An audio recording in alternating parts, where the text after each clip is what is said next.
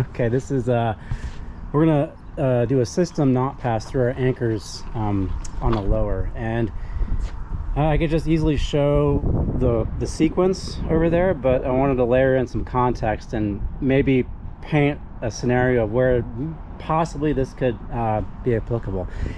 And I also want to do this so I could showcase where we would might consider using an interlocking long-tail bowline. Let's assume that we have a main and a belay or two tension rope system or whatever, and we've lowered through some pretty gnarly terrain, maybe a combination of high and steep, and now we're at a point where we've gotten rescuers that were able to come up and meet the litter package, but it's still kind of sketchy getting out, and we're starting to run out of our ropes. And we've made a decision or determination well in advance that we knew we were going to run out of rope length, and we knew that we needed to get to a certain spot. And at that spot, it was deemed appropriate where we could probably forego a 2-rope system and maybe think about just a single belay line as we kind of get through some difficult terrain. And so this is where like the inner long-tail bowlines kind of shines. And so if that decision's been made, let's just say that this red is our main and it's 200 feet, and we're out, and we're at a point where we don't really need a 2-rope system. And so what we're going to do is we can, depending on what we load, we can transfer tension on either one of these. Let's just say for simplicity's sake that we're going to transform this main line into a belay line since it's already kind of semi-taut. And so what we're going to do is we're going to make a decision, an executive decision, to undo the belay line from our system altogether. And now our red's going to become our belay, and we have plenty of litter tenders here. I couldn't do this with a double long-tail bowline for obvious reasons, right? You can't untie like a tension line unless you thought that everyone was super stable. You could untie all this and then re-rig it later. So we get rid of our belay line, the old belay line I should say in this case, and we have 200 more feet. But that doesn't come without having to pass a knot initially, because as we take this out, you can see how it's interlocking. So both of them capture the rings of the bridle, but the yellow is interlocking around the red, or vice versa. So they're interlocking with each other. The team up top starts to lower again, and they say, okay, stop, we have to pass a knot through our devices on the lower, because we're going to tie the red and the yellow together, but up at the anchors. So let's go back up at the anchors. We're going to tie these two together, and this is kind of why I wanted to showcase this. Is out of all the ways to tie 2 ropes together in line, let's talk about what we don't want to do. Well, we don't want to do a double fisherman's, because that's going to be impossible to untie when weighted. Plus, a double fisherman's, it has a large profile. I also don't want to do like the Flemish bend or do like interwoven figure 8s, because a lot of times people don't tie those correctly, and inevitably they also, and for that reason, they want stopper knots on both sides of them.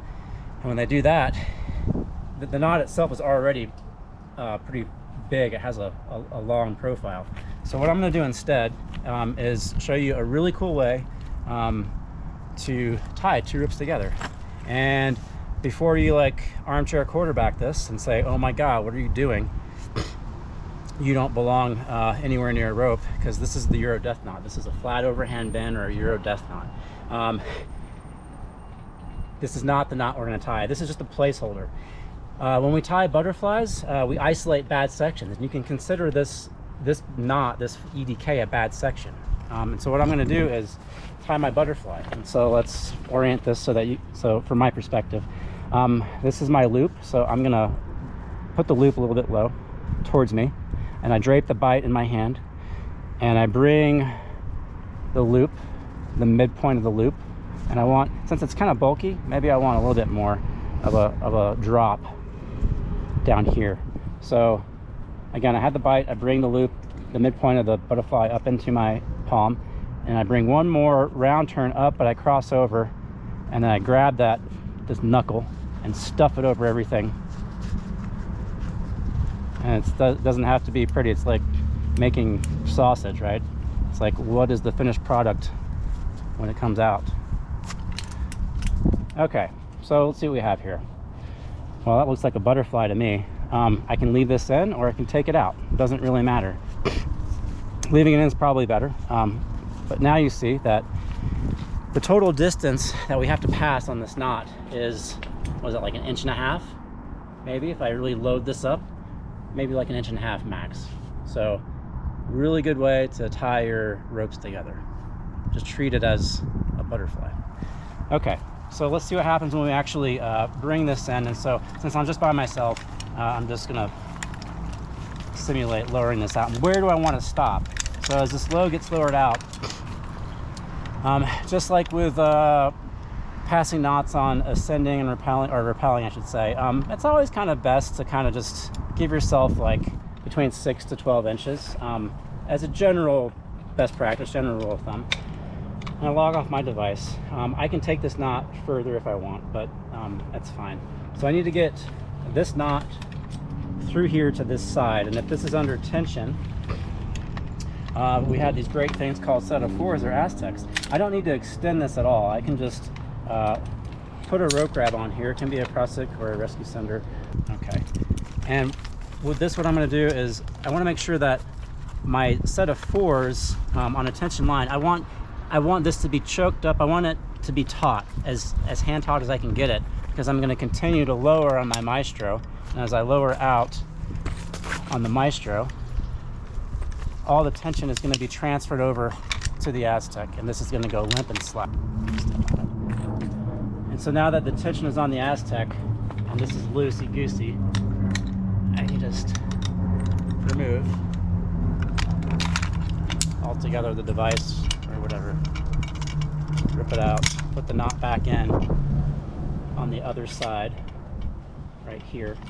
There we go. And then just like with rappelling, there's no need for this knot to be any further away from the descent control device than need be, so it can be right there. This dead leg represents how much I have to extend on the Aztec before I transfer the load back. And so as a best practice, consider, I mean, if you're working on flat ground and you have access to both ends, consider pinning the orange, because what that does with the rope grab is it engages 4 strands as opposed to 3 on the blue, and you increase the strength of your Aztec. It's just one of those little tips. It's probably not critical here, but you get it. And so we're going to lower on the Aztec until the Aztec goes limp or slack. And so the Aztec is now slack, and now all the weight is back on the Maestro. And now that we have it back on the Maestro, we just take our Aztec out of the equation and get rid of it, and our knot's been passed on the lower. Easy as that.